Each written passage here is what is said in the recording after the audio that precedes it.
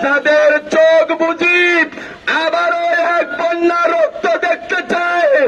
যদি আপনারা বাংলার জনগণের রক্ত যদি দেখতে না চান, ভালো মানুষের মতো 69% দেশের জনগণের রায় মেনে নিয়ে জুলাই সনদকে কার্যকর করেন।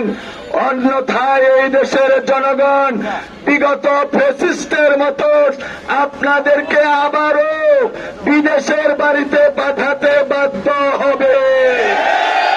সরকার বাহাদুর যার পিঠে জন্মগ্রহণ করেছে, জন্মদায়ী লাখে আজকে তা অস্বীকার করছে। যদি জুলাই বিপ্লব সাধিত না হতো, তাহলে 17 বছর পর বাংলাদেশে আসতে পেরেছেন। জুলাই বিপ্লবের বিপ্লবী ভাইয়েরা যদি রক্ত না দিত, তাহলে আর বাংলাদেশের মুখ দেখতে হতো না। চলেন ভাইয়ের আমার, যারা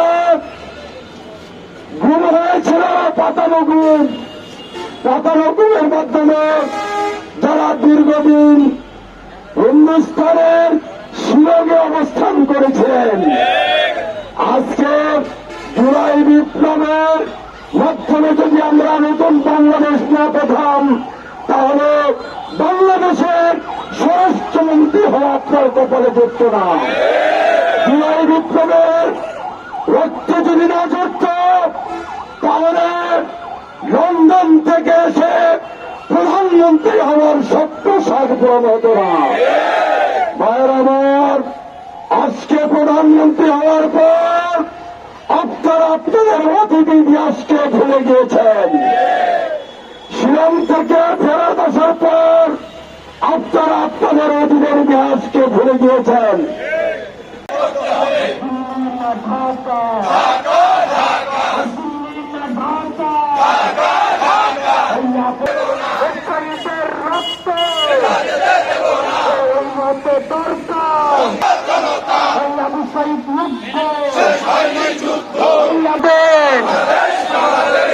শহীদের রক্ত কেনা চেষ্টা কারো পাবেন না। দিল্লির গোলামি মানি না, মানব না। দিল্লির গোলামি মানি না, মানব না।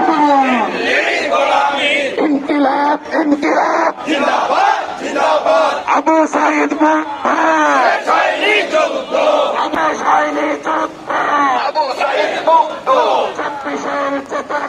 নেতা কর্মীকে অপদস্থ করার চেষ্টা চালায়, তারা যেন ভুলে না যায়।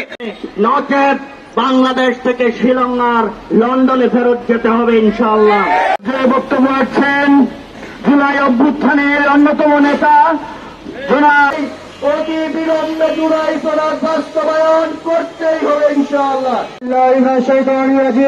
বিসমিল্লাহির রহমানির রহিম। আজকে 11 দলীয় ঐক্যজোট কর্তৃক আয়োজিত আজকের এই বিক্ষোভ মিছিল থেকে আমরা স্পষ্ট করে জানিয়ে দিতে চাই যে জুলাইয়ের